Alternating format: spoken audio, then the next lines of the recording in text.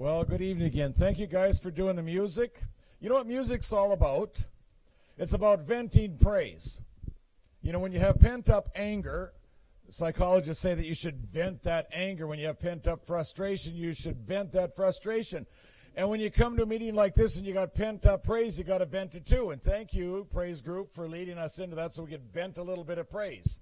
Because if you go away from church or you go away from a meeting like this and you haven't had an opportunity to just let it out, you're going to be all stuffed up. You look like the Michelin man, or Michelin tire man or whatever. You got to let it out. And that's what singing does and praise does. And thank you for leading us in that. Appreciate it. What I want to talk to you about tonight is I want to give you young people a bunch of advice, both spiritually as well as in your life. Better mic? Okay. Both spiritually as well as in your life. I get asked a lot of times to mentor young people. I was a part of a program for a number of years in a big Baptist university in Canada. They got 3,400 students there. And they used to have me come and speak at their school to all the student body. And because the first time they asked me, they said, we'd like you to come and give the students business advice, or at least finances advice, how to handle their finances and all that kind of stuff. And so when they asked me to do this, I said, well, quite frankly, that doesn't really turn my crank. I said, if I could come there and tell all these young people why they need to give themselves to Jesus and what it's going to do for their life, I said, I'd be interested in speaking about that. Well, they thought about it a little minute because the School of Business was the one sponsoring me to speak. And so they finally said, well, okay, let's give it a try. Well, that led to more and more, and before long, I was part of their mentor program where they take engineering students and they team them up with me, and so they get to come out, one day every so often and job shadow, and then I would give them advice as what courses I think they should take and how they should interface, with those people that they're going to get a job with, and so it's called mentorship. So through the years, I haven't forgot what it was like when I was young. Like I mentioned the first night, I think it was, when I grew up, there's always this talk of a generation gap. Well, you know what? I remember what it was like being young, and nothing's changed. And I gave you a couple of texts like Solomon, and Ecclesiastes 2, the book of midlife crisis. Same stuff that's going on back then is going on today. So because I was maybe a generation before you, doesn't mean anything's changed either. So I want to give you some advice here tonight, and then tie that into how it really affects God. But before I do, I just want to share an experience I had one time. I was working on a project, an engineering project that was quite a long time. We had to design and build a plant that was going to go to Thailand, big concrete plant. So this company engaged me, but when they engaged me to design this plant, they asked if I would work with their junior engineers or whatever so that these guys can learn how to design equipment. Because it's one thing to go to school, it's another thing to get real practical experience, to get your hands in and get dirty and understand how do you think this stuff through, what route do you take to make whatever you're going to do work. And so they gave me this young guy to work under me. So he's going to sit there all day long. And they asked if rather than me doing the work in my office, I would come to their office, their plant, and do all this work so that their employee, ultimately is two, but can sit there and learn. So they wanted to invest in their own employee. So fine. And I got to know this young guy. He's probably like 26 years old or something like that. And so I got to know about his family because, as we're designing, I'm asking him questions. And he's a really cool young guy. And one day he comes in, he's all excited and bubbly. He says, guess what? My 19-year-old brother just won a $1.4 million lottery. 19. Well, I thought that's pretty interesting. That kind of spiced the conversation up a little bit. So we talked about that, and I said, well, what's he going to do with all that money? He says, well, he doesn't know yet. He just won it. So every day, and this project went on for months, every day I would get updates, which is really cool, because and this 19-year-old, his brother, started out right. He went to investment guys, finance guys, and invested his money because he said, I don't want to blow this money. I want to be really good with it. So he invests in a bunch of different investments. I don't know what they were anymore, but whatever. So he invests in this stuff. But then it only lasted about 2 weeks, and he said, well, before I really just get back into work and everything, I want to go on a vacation to Hawaii. And then that led to him wanting to take all his friends along to Hawaii. Okay, so he pays for all his friends. They all go to Hawaii. And they have this big party that was supposed to last a week, and it actually wound up lasting a month. And he's paying for everybody for everything, and he's just blowing the money like crazy. He comes back, and he spent a lot of money on this trip. Then he decides that he should have a monster truck. So, you know, a monster truck is these big four-wheel drive trucks with tires this tall, and they, you know, they're in stadiums and they race and they drive over other cars and all that kind of stuff. So he thought, that's something I've always wanted to do. You know, 19 years old. So he goes out and spends $250,000 building a monster truck, hired the best guys and everything else. And he starts going on the circuit racing this monster truck. Well, then he's starting to spend a lot of money now because he doesn't have any sponsors. Costs a lot of money to travel around with a great big trailer carrying this monster truck and vehicles to tow it, and then, you know, all this stuff, gasoline or petrol or whatever it's alcohol actually this thing running on, but whatever. So spending all this money. Then he thought, boy, I better start being a little more careful with money. So his dad worked for this woodworking company for years. His dad was a foreman. And he didn't like the fact that his dad had to work for these guys, so he goes down and talks to the owner of the company his dad works for, says, I want to buy the company. So the guy said, okay, you know, well, how much you want to pay me? So anyway, he pays the guy $650,000 for this company. Promptly fires everybody in there that he didn't like himself, hires his friends to manage this thing, and told his dad, you're just going to have an easy job. You don't even have to work.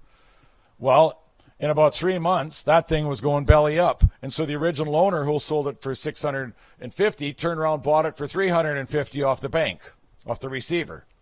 So things weren't going really good with him. And I'm listening to all these details every day. You know, it's just one saga after another. Well, in this monster truck racing, he would go out in these stadiums, and there's rules. There has to be. There's safety rules. Well, his brother would just go crazy, just pedal to the metal, and he's flying over all the cars around there and stuff. You know, they're meant to be smashed, but he's out of control.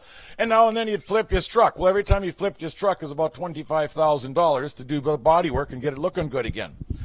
Well, after a while, he wouldn't listen to the event planners, so they banned him from ever racing his truck again. Well, now what's a truck worth? Not a whole lot. Except they did allow him to, in this what's called a static show, where he can just park his truck. So he put a whole bunch more money in the truck, so it's really nice and shiny, and all he can do is park it there so that they vote on who has the nicest looking truck, although he can't race it. So anyway, so that's what he's doing for a while. Well, he comes back to Vancouver, British Columbia, where I live, and they have a big stadium, a football stadium there, and they're going to have the monster truck races there. So now this friend of mine's brother is now going to be racing in front of all his friends and family.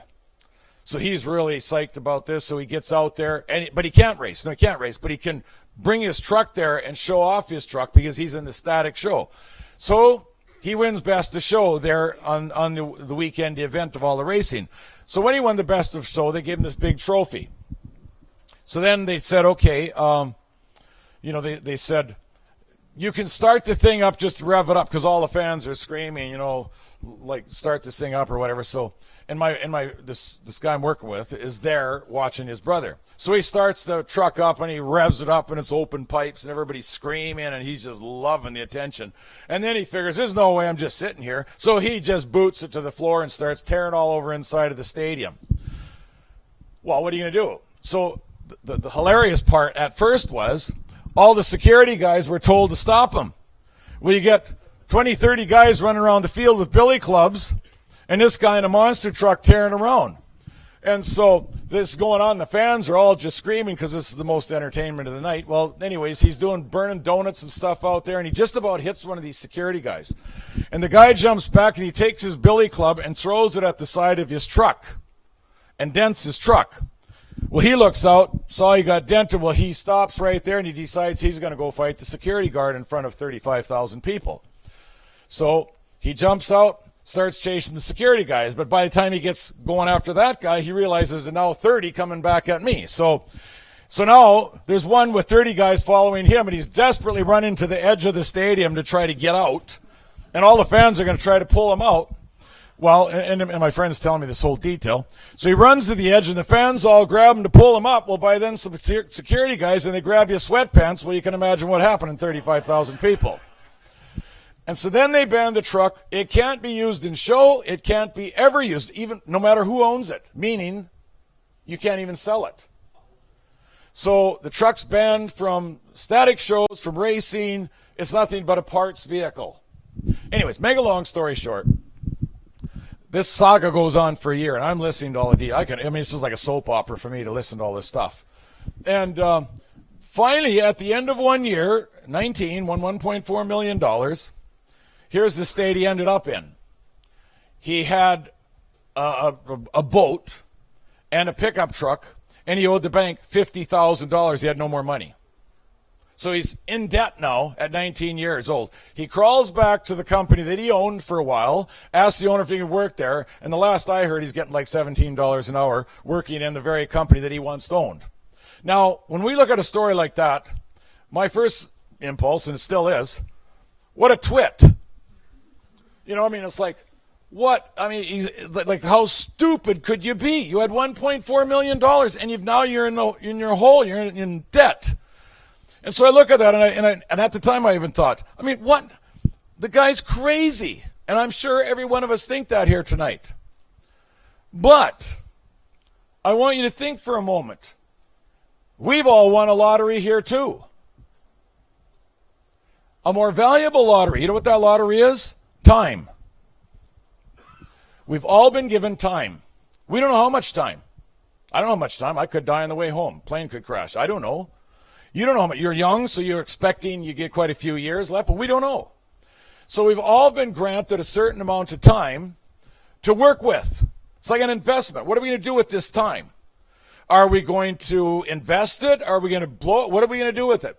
And this is some of the advice I like to give to young people. And I speak all over the world in secular universities too. And one of the things I like to talk about is not just time management, but consider time a valuable, valuable asset to be invested. I spoke at Curtin Business School in Perth and University of Western Australia and this is all in Australia, in Newcastle and places like that. All these young people, same thing I'm telling you here tonight. So the first part of my speech here a little bit tonight is what should you do with this time? And what do you think God wants you to do with this time? And how would it affect your ultimate fact that you are the light of the world, that God wants to use you? So we have this rule out there. There's a book called Outliers. Malcolm, Gladwell, I think it is. Whatever. Anyways, in there, he's looked at all the most successful people in the world, and there's other research on this, and tried to quantify how much time did it take to be considered the pinnacle in the world of whatever you're doing. Like Bill Gates is one of the guys, and some of the sports stars, and some of the top, classical musicians and everything else. And here's what they came up with. It's called the 10,000-hour rule. It takes about 10,000 hours to develop a talent to the level where you will be world class. Okay, it sounds like a lot of time. And when you really think about it, it's like 4 hours a day for 10 years. But how much time do we spend in school anyways? We go to school at minimum, if you're going through high school, 12 years, probably 6 hours a day. We're investing a lot more. But there's a 10,000-hour rule. So if you would invest that time wisely, in 10,000 hours, you will be world class at whatever you invested your time in. And of course, we've got biblical stories. We have the parable of the talents in the Bible, where God grants something to invest to different people. Not God, but it's the analogy of it. God grants us time, but in the parables, the master grants money to invest or whatever else. The idea is this. What kind of people does God want? People that are productive, people that are going to do something with the time they have. And I'm not just saying invest your time so you can make money on this. I'm saying invest your time because God needs productive people. If you look in the Old Testament, in 1 Kings 10, we have the story of the Queen of Sheba. The Queen of Sheba and the whole world is absolutely blown away by the prosperity and productivity of these people called Israel, God's people.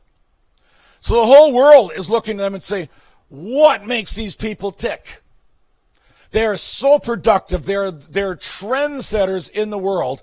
And the Queen of Sheba just couldn't take it. So because she just wanted to have access to Solomon the king, she just brings a huge train of gifts for him. One of them being 120 talents of gold. That's about $2 million worth of gold. Nice gift, wouldn't you say? $2 million worth of gold just as a gift, just so, can I talk to you? So she comes and she looks at not only what Solomon's wisdom, but looks at the whole nation that he's running. And she is so blown away, absolutely blown away by the product. Do you think Israel was a welfare state? No. Everybody was productive. What kind of people were they? Were these people that God chose as his people? They were slaves. They were the bottom of the barrel type people to work with. They're complaining and belly aching out in the wilderness, and everything was wrong with these people. They should have never been successful. But when they turned themselves over to God and they started to do something with their time and start to invest, they became the most productive people. And the Queen of Sheba, after she came and looked at the productivity of these people and the wisdom of Solomon, she knew that some human brain couldn't come up with that kind of wisdom. She left understanding that it was all to their God's glory. So now here we are. We are allotted a certain amount of time. We don't know how much time. I mean, I know people, friends of mine, in the past 2-3 years, I've had several friends that have dropped dead of heart attacks. The time's over with. So what have they done with their time? What are you going to do with your time? Because you're starting out. What have I done with my time? Are we going to invest it to be productive people? Are we going to invest it so that the world will look at us and say, wow? And when they look at us and say, wow, we can say, not me, him. And here's what's interesting. I've been talking about this a lot. The devil will do everything he can to destroy everything good God wants to do. That's a fact. He's got a fake, forgery, counterfeit for everything. We've been going through some of those this week. But here's the thing. The devil's, the thing that he hates the most about Christians is what they do with their time. Because here's the way it works. You can take your time and invest it and make money with it. You can take your time and you can invest it in talent and make talent with it. You can invest your time in all sorts of things and come out with a big benefit in doing that. But you can't cash in your time. You can't cash it backwards. You can take time, make money, but you can't take money and buy time. If you could, Steve Jobs, I mean, you guys are techie. He was the guru of Apple and, the Mac computers and all that, and all the iPhones. The guy winds up with cancer. He's worth $8.2 billion. Owns 7% of Disney. The Disney family owns 1%. So here he is, the guru of technology, worth 8.2, in the top 100 richest guys in the world. And now he's got cancer. How much do you think Steve Jobs would have given for a cure of that $8.2 billion? A couple $100,000? What do you think he'd be willing to give? All of it. Steve Jobs would have given all $8.2 billion and then probably borrowed money on top of it if he could have bought himself nothing more but a bit more time in life. Unfortunately, you can't go backwards. You can't cash talent in. And you can't cash talent in for more time. You can't cash money in for more time. And like I think I said it the first night here, I heard this one time. We spend our whole life's energy and time for money, and then when we retire, we spend all our money trying to get our health back. It's just insanity, but that's the way it works. So why do you think the devil would be upset if you invested your time? And it's just step aside now. There's spiritual, and then there's the reality of life. You're all ready to plan a career, right? So, you want to be something. You want to be something, successful in life. You have the lottery in your hand, and it's called time. But the devil is so crafty, he's going to do anything he can to steal from that time. And I know now I'm going to sound like an old fogey. I got the gray hair to prove it. But the point is this. In the United States, and I haven't had a chance to look up the Australia. I looked up the stats, like a couple years ago. But the recent stuff in the United States on time wastage, okay, they don't consider it that. It's for advertising purposes why they come up with this stuff. But it used to be they'd measure how much people spend in time. It's the time in watching television. You know what it is now? Nielsen's ratings monitor, it's called 3 screens. How much time do you spend watching television, the average American?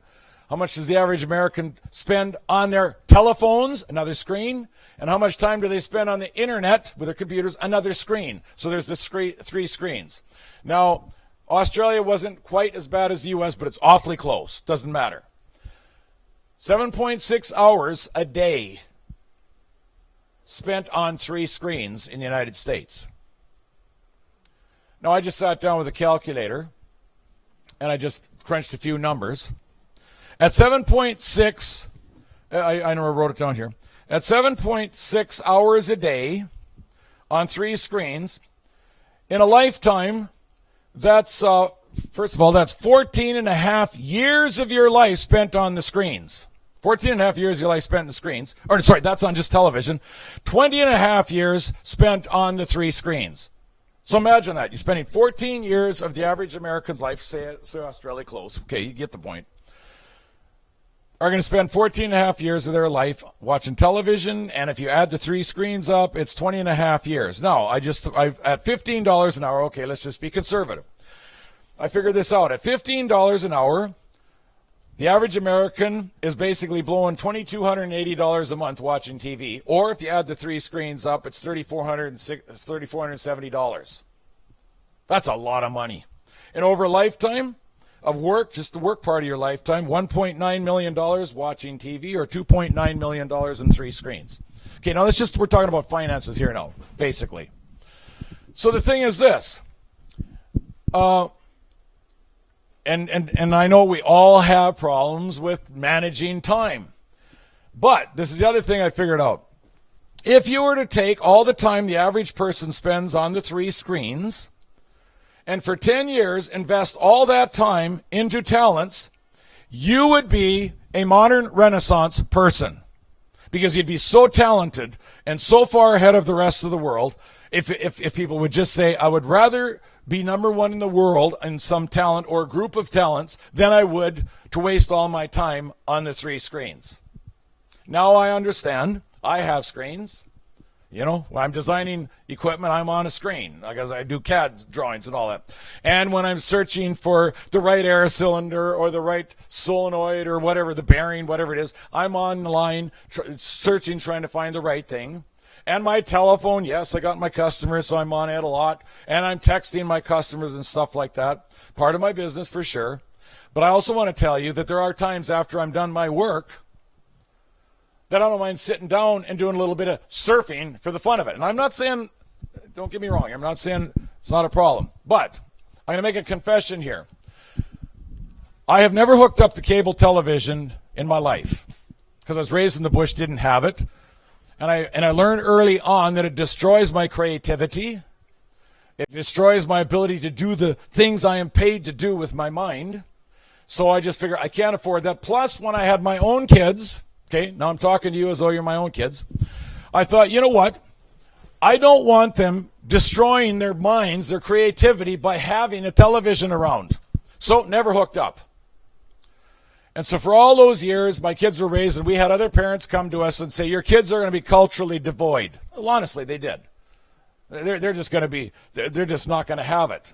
Well, I didn't really care because I wanted my kids to be creative. I wanted them to be productive people. And I wanted them to have all the talents they would need in life. Well, guess what? I'm really happy. My kids turned out really good. They're in the church. They love God. They're absolutely talented in art and music and sports, and whatever they do, they excel because they had nothing else to do growing up than to spend time on all these things. You know, piano and whatever else we had them all into. The point is this. About a year and a half ago, my wife says, you know, look, sometimes it's boring, you know, around the house. Not that I'm boring, for sure not, but, you know, maybe. So she says, you know, everybody's getting this Netflix thing.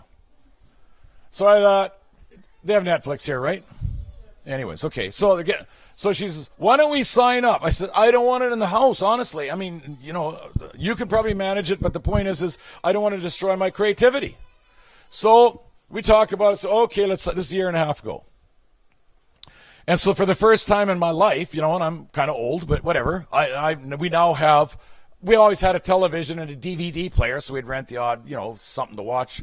But anyway, so we got this Netflix. Well, I'm not into movies because anything is fake. If they're real stories, I don't mind them, but if they're fake, it's just like, like who thought up of this thing? I mean, I can think better stuff up than that. I can sit in the bathroom and think of stuff better than that. And so that wasn't much of a temptation for me. But the documentaries, I got to tell you, I love the documentaries, these 8-part series on the Unabomber and how did they make this? And I mean, I like those. And I like the program, these gold guys out here in Australia, and they're going around with a Geiger counter picking up nuggets off. To me, that was cool. So I would watch those series. And then there's some guy up in northern Australia here who had a big cattle ranch, and he's using helicopters like crazy. I forgot what that one was, but that was kind of cool. So I started watching this stuff. I would never be the type to get addicted, I thought. But I found this so entertaining that, at first it was like 2-3 times a week I'd watch a documentary or something. But here, more recently, in the last 6 months or so, I found myself watching this stuff, not negative, virtually every night. And not a lot, but a couple hours. But I noticed something going on. Now my customers come with really challenging things that I have to design for them, and I cannot pull my mind around it to try to create that. And then I get people saying we need this orchestrated, like writing for the orchestra, because I do a lot of orchestral arranging. Well, that takes a lot of effort to hold music in your mind while you're writing for one of the instruments. I use computers to make it a little easier because I have the London Philharmonic fully digitally sampled. I have the Prague Symphony Orchestra fully digitally sampled. So I can write out the notes and then play the string section like I'm there. That's how real it is. So while I'm listening to what I figured out in my mind, I'm actually hearing the first violins coming back to my mind. And then I write the second violins, the cellos, and the woodwinds, and finally finish over the brass. But the point is so people would come to me. I would struggle. I just could not get my mind to perform. And so I realized it's destroying my actual work and my creativity that way. But that's just the part that wasn't such a bad deal. You know what the other part was? I wasn't missing any of my hour to hour and a half every morning in my Bible, which is what I've been doing for 25 years. I have to. It's my connection to Jesus. Nothing happens unless I'm spending time with Jesus. And so I was still doing that. But I remember some of you guys, someone here said they heard me like 15 years ago, and I probably said this. I quoted an old geezer named, what's his name now? Okay, so it's old because I know I'm losing my mind. He used to be with Amazing Facts, the older guy that Doug Batcher took over. Joe Cruz, yes, Joe Cruz. I heard Joe Cruz live one time, and I looked at it and said, what a conservative old geezer. You guys, I think, call them CBers or whatever they are. But I'm looking at this guy, and I'm thinking, who would listen to him? I'm a young person. And then he said this one time. He said, if you spend more time watching television, they didn't have 3 screens then. If you spend more time, just one screen, watching television than you do in your Bible and on your knees, you can't possibly make it to heaven. I used to quote that up until 2 years ago. Because I believed it. It all makes sense. When it says, seek ye first the kingdom of heaven, and you got more time invested in the 3 screens than you do in the Bible, then clearly, who has the priority? Seek ye first the kingdom of God? No, he's second, maybe third, whatever he is. He's not first. That's if you're even spending any time in the Bible. But the point is this. I'm telling you, spending time in the Bible changes my business too. It's not just about having religious experiences or at least witnessing to people. That's cool. Love that. It's highlight of my life. But it actually gives me wisdom, spending time in the Bible. So spending this, so here I am. My mind is just not there to perform like it used to be. And so my wife says, well, you're getting older. Yeah, right. Because I told her, I said, there's something wrong. I just can't pull it together like I used to be able to. And so then, and then I says, I know it's the stupid TV, this Netflix stuff. And she says, oh, no, we're not watching. I said, I know we're not watching anything bad. But I said, the bottom line, something's getting me. I just can't pull it together. Then here about the last 4 months or so, I started to sense my spirituality dropping off. It used to be maybe not daily, but certainly weekly, I'm having all these incredible experiences with people, in the workplace, like my clients and stuff, sharing Jesus and seeing them come to Jesus. And all of a sudden, I can't even buy one. I can't even make it happen. I'm serious. I'm just being totally honest here now, because I fell into this trap. And so I told my wife several times, not that she wears the pants in the family and I can't make a decision. Okay, let's get that straight. But anyways, I just told my wife, I said, I'm convinced that's what it is.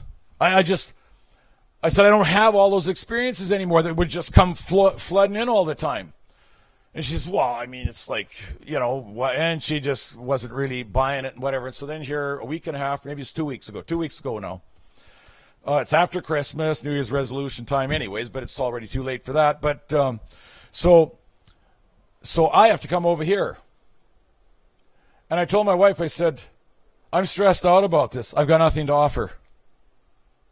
My mind is empty. What would I even talk about? I don't even know. I've got no connection. I just don't have that Holy Spirit feel that don't worry about it. The Spirit's going to speak. And so I'm upstairs doing my Bible study. She's downstairs doing her Bible study early in the morning. And I'm thinking about this. I can't even hardly focus on the simple study that I'm doing at the time in the Bible. I'm just not getting it. I know it's there. I can sense that the answer is where I'm seeking, but I can't seem to get it together. So I go downstairs, and I just said, look, I just got to tell you, I got a problem. I don't want to travel anymore. I don't want to speak anymore. I just don't have any sense of connection enough to even do that. And so my wife's looking at me, and she says, well, I should probably read you what I'm just reading now out of the lesson study. And so she begins to read me some of the stuff out of the lesson study, exactly what I'm talking about. And she says, I think you're right. We better do it. I go back up, finish my lesson study. Now I got to go phone Netflix to cancel, because now we've agreed. So I go, and rather than phoning him, I went online. You know how it's a chat thing, where somebody pops up, hey, my name is so-and-so. I don't know if it is. Probably in Philippines, and they probably don't have an American name or whatever, because that's where most of these answering call centers are, India, whatever. Not against them, it's just that's the way it is. So I'm, did somebody take it wrong? No. So I type in, hi, my name is, I don't even know what it was, and said, what can I do for you? And I says, well, I want to cancel Netflix. And supposedly it's a woman. I don't know if it was. That's what she claimed. But anyhow, because how would I know? You don't see them. So anyways, I type in there, well, I don't want it in my house anymore. And she says, why? Well, so now I'm having to have a discussion with the Netflix person from India or wherever they are. I don't know. And so I start explaining the whole fact that it's just destroying me creatively and morally. I'm just turning to mush. And she says, wow, that is interesting. So we're talking back and forth. I mean, I'm in the process of canceling, and God says, here, this is what I'm waiting for. And so anyway, so I get through the whole thing. I got copies of it because I did keep the transcript of it. But anyway, so finish that.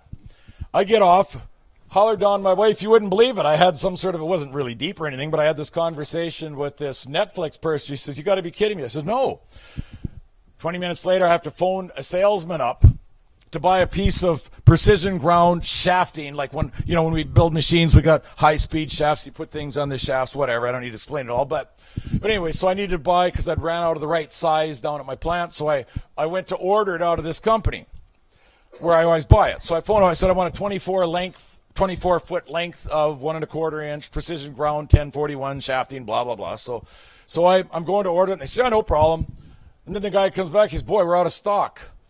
And I need this right away because I'm working late every night before I come here trying to get a job ready so that we can do the R&D, all the testing on it while I'm gone. In fact, I phoned my brother night before last just to see how that's all going. And so anyway, so the guy says, well, I said, I only need 3 feet, 1 meter. And so he says, well, let me check. He said, oh, we got an 8-foot piece. Fine, I'll take it. I'll send a courier over to get it. So I said, how much is it going to be? Is it going to be cheaper than the 24 foot per foot? Because this is a crop. It's like a leftover. I'm cheap. Hey, best money made is chewing someone down, So I gave him a shot, and he says, no, it's a good piece of shaft. I says, yeah, but who are you going to sell it to? Anyways, didn't work. So I said, what's it going to cost me? He says, well, figure it out. It's 8/24. 24 foot, you just figure it out, so much a foot. So I got my calculator on the desk. This is all within just canceling Netflix. Okay, just let's remind that. So I'm calculating all this stuff out, and he's calculating out at the same time. I see my number comes up $60.60. No, $66.60. And so I thought, oh, okay, well, that was cheap. And then he says, ooh, I don't like that number. I didn't even say my number, but he just got through. He says, ooh, I don't like that number. And I said, oh, you mean the 66 thing? He says, oh, no. He says, I'll change the price so we didn't wind up with that number. And so I know where this is going. And so I said, yeah, I agree. I don't like it either. And so I said, so you're going to go down in price, right? Not up to get it off the number. And so he says, yeah, we'll go down in price. So we're talking about this whole, I says, can I ask you, why don't you like the number? He says, oh, I just don't like it. Well, he's not going to come through. He's not going to cough it up. So I said, well, I'm a Christian, and as a Christian, I don't like the number. And so I'm thinking, okay, 666, not every Christian group really looks at that much. So I said, after all, I'm a Seventh-day Adventist, I told him. I don't usually say that up front, but eventually comes out. So I said that, and he says, oh, yeah, well, my parents and my grandparents are really religious. And I used to be, but I'm not into any of that anymore. And I said, okay, well, let's get it off the number. But I said, how come you're not into it anymore?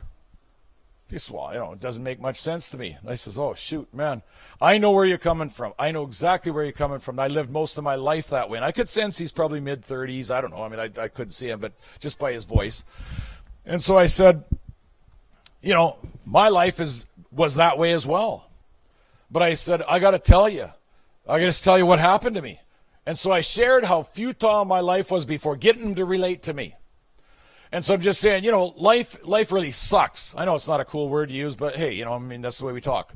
So I said, life really sucks most, really. And so I said, and my life was that way. Not that I wasn't productive or anything in life. It just paid no dividends. And so I shared that. And so I said, I had a midlife crisis at 38 years old. This guy's listening. And I'm thinking he's mid-30s. He's going to probably think, well, I'm going to have one soon too, maybe. I don't know.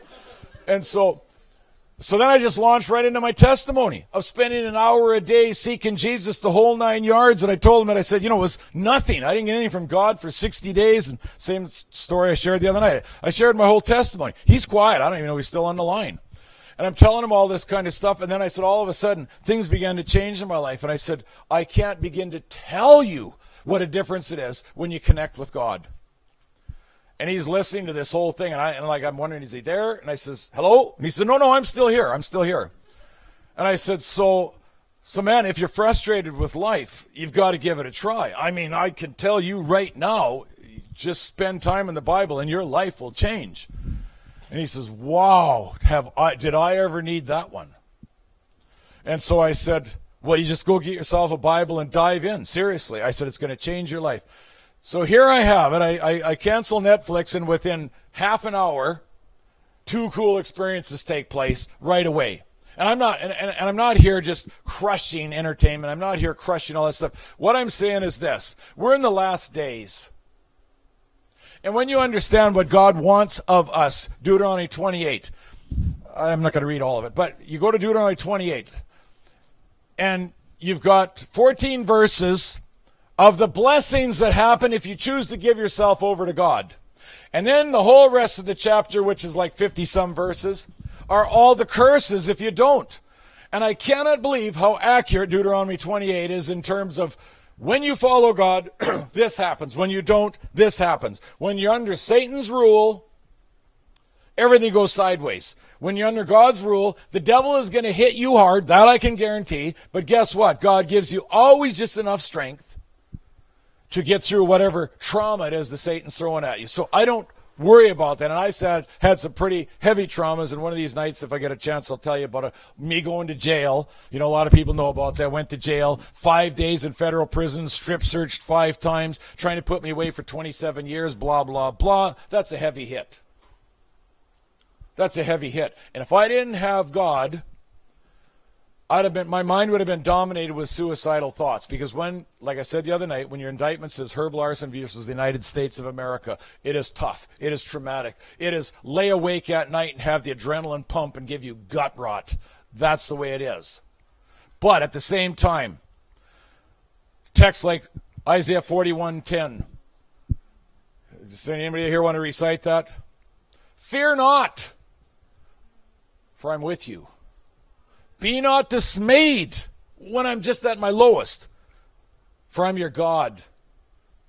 I will strengthen you. I'll help you. I'll lift you the right hand. Man, I used to recite those all night long. And I'd be living on my knees, going through tough times like that. So at the end of the whole ordeal, when they dropped the charges, blah, blah, was all made up anyways. But at the end of the whole ordeal, I look back on that. And I've had other bad deals too, no question about it. Look back at it, and I ask myself, would I want to go through that again? Are you kidding? I would never want to go through that again. But if I ask this way, would I go through it again based on the connection I had with God during that time? And my answer would be, regrettably, because I don't want to go through that, I would say yes, I would go through it again. Because I don't know about you, but I am I am premium with prayer when I'm in trouble. You know, when I'm not, I struggle. When I'm sucking wind and there's problems hitting me and somebody wants to sue me or whatever happens, I mean, that's the way business is, I can tell you this much. My prayer life just intensifies big time. And I know that God would rather have me on my knees, suffering a bit of sand in the eyes from Satan, than to have everything going well, and I don't really care about God. So when God allows bad things to happen to me, I know, I've been through enough of it, I know right now what it's all about. So the thing is this, here we have this time. We've won the lottery. You've got the rest of your life ahead of you. What are you going to do with it? Think about the 10,000-hour rules. Do you want to spend 7.6 hours a day for the rest of your life on the 3 screens? And so at the end of it all, what you have, you know, in our family, I've got, is this recorded? Okay, somebody's watching. Anyway, whatever. I've got 2 nephews. Brilliant. One of them finished 3 years of engineering school at Walla Walla with top grades, full ride scholarship. And he started playing video games. And it got so bad that he went from grade A, straight A, 4-point GPA, to flat F in 1 quarter. Comes back, tries to regroup, goes back, video games get him again, flat F again. And now he could give a rip about his future. He doesn't care. He leaves the parents' home, got his own apartment, and he'd rather just plug enough just to pay the rent and then play video games the rest of the time. It just breaks my heart. A bright spot in our family, not just a bright student intellectually, but creative. And that's what the world needs, is creative engineers, not just engineers that can crunch numbers. I got another nephew. Finishes 1 year of university. Top grades. Everything's going good. Starts his 2nd year. We don't know what he's doing. My brother doesn't know what he's doing. He's taking in computer technology, and my brother thinks that he's just programming for his assignments. No, find out he's hooked on video games. He's addicted to video games like the other nephew. And now he drops out of college. He doesn't want to work. He doesn't want to do anything. He'd rather just spend his whole day in the basement playing video games. Breaks my heart. I don't want to see any of you go through that.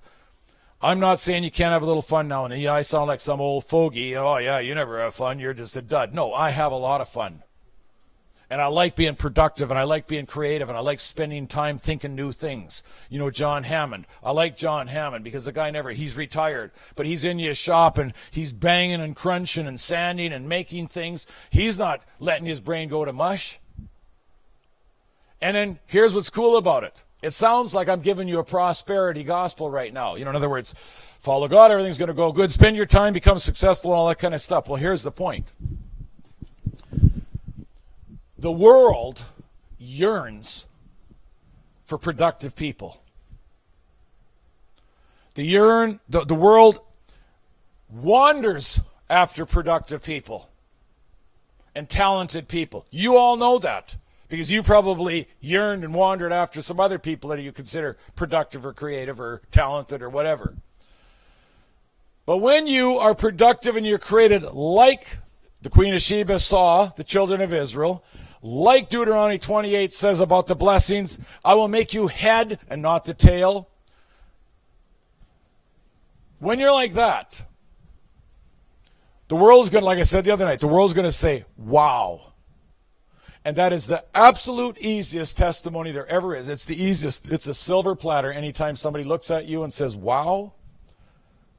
Like I said the other night, it's just simply this: not me, him.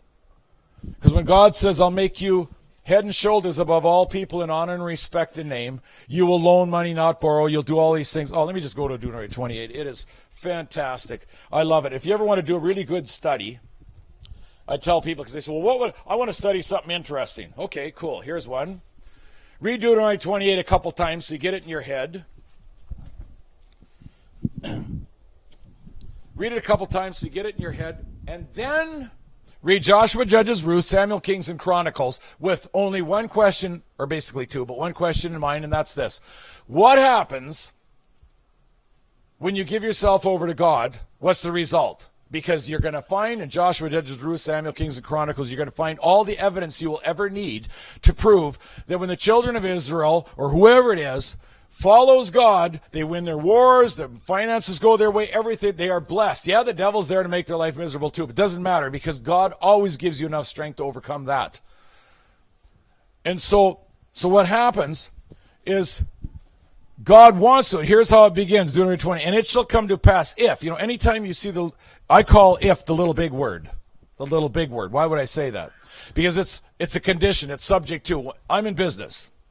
I'm constantly writing contracts and negotiating things. And we put what we call subject tos or conditions in the contract for several reasons. And the longer you've been in business, you realize these subject tos are very important, because if you want to get out of this contract, you need to have default clauses. You need subject tos. So in other words, if this doesn't go right, I can get out of this contract. Or if this doesn't go right, you owe me this much money, or whatever it is. Here's what it says. And it shall come to pass, if thou shalt hearken diligently unto the voice of the Lord thy God, to observe and to do all his commandments which I command thee this day, that the Lord thy God will set thee on high above all nations on the earth. Isn't that kind of cool? But that's only the children of Israel, right? Wait a second. You go over to Deuteronomy 28, and 29, and it tells us this. It says that neither with you only do I make this covenant. So that doesn't. It's talking about Israel. Neither with you only do I make this covenant. So in other words, who else could it be? Anybody else who wants to have a deal with God? That's verse 14, Deuteronomy 29. But with him that standeth here with us this day. So in other words, it didn't matter if the Egyptians followed Israel out in the wilderness. The deal worked for them too. And then it talks a little bit later about it's for nation and for family and everything else. So if you want to launch out on your own and have a relationship with Jesus, expect the blessing to be delivered to you as well. And this is what God wants to do. And there's some awesome stuff in Deuteronomy 28. I used to read this all the time, especially verse 7 and verse 10. I could tell you all sorts of stories about that. But verse 7 says that. Well, let's go back up to verse 2 just so we get that. All these blessings shall come on thee and overtake thee. If, it says, if you give yourself to God, all these blessings will overtake you. You know what that means? You can't outrun the blessings. And I'm just talking about money here. I'm talking about peace of mind. That's the greatest asset there is. So verse 7, the Lord shall cause thine enemies that rise up against thee to be smitten before thy face. They shall come out against thee one way and flee before thee 7 ways. Isn't that a good one? Oh, I love that one, and I have claimed that promise. Verse 10, and all the people of the earth shall see that thou art called by the name of the Lord, and they shall be afraid of thee. I remember one time I had a syndicate of people trying to take over a plant I had, and they threatened to sue me. They kept threatening me to sue me out so that I couldn't even defend myself on a company I own. And so I remember one time this was stressing me out because of all these threats and stuff. And then all of a sudden I'm in the shower one morning. Actually, it was a Sabbath morning, so I'd been thinking all night about the stresses. I couldn't get it out of my mind. And I had to speak that day, and I had nothing to speak about, and I was just completely empty. I'm sitting in the shower thinking about this. How do I get out of this mess? I mean, I didn't get myself into it. They just want to they're takeover experts. And all of a sudden it hit me. Deuteronomy 28, 7 and 10. And all the people of the earth shall see that thou art called in the name of the Lord, and they'll be afraid of you. So right there, I know it was Sabbath, I shouldn't have been doing this, but I did. I got right up. I wrote a legal letter to these guys, 7 board of directors to this corporation.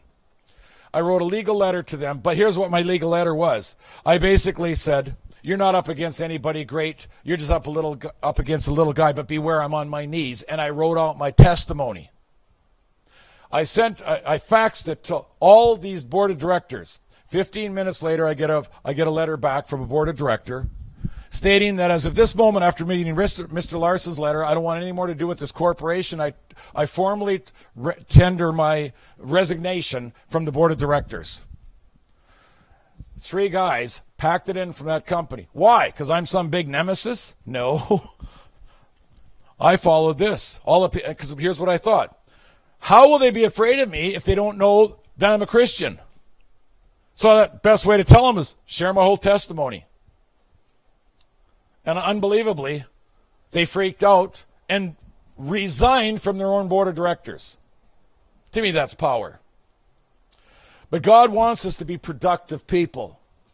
He wants us to be head and shoulders above all people. He doesn't want a welfare state. I'm not saying I'm complaining about anything. I'm just saying that when God gives you the lottery of allotment of time, what are you going to do with it? Are you going to let Satan steal it through any one of the 3 screens? Or are you going to invest in him? Because like I shared my testimony the other night, the only thing that did change my life and continues to change my life is an investment of time in Jesus. It is time spent in Jesus. Just like you court someone. I tell lots of people, court Jesus. Date Jesus. And I may have shared it the other night, but my wife, I did share it. When I was dating her, it was like just flat out, it was like nobody needed to tell me to spend more time with her. That's all I wanted to do. And if you want a relationship with Jesus, passionately pursue him. Simple as that. But it's all based on time investment. You put it into Jesus. And here's what's cool. I believe it's Psalms 37:4. I think I mentioned it the other night as well. Psalms 37:4.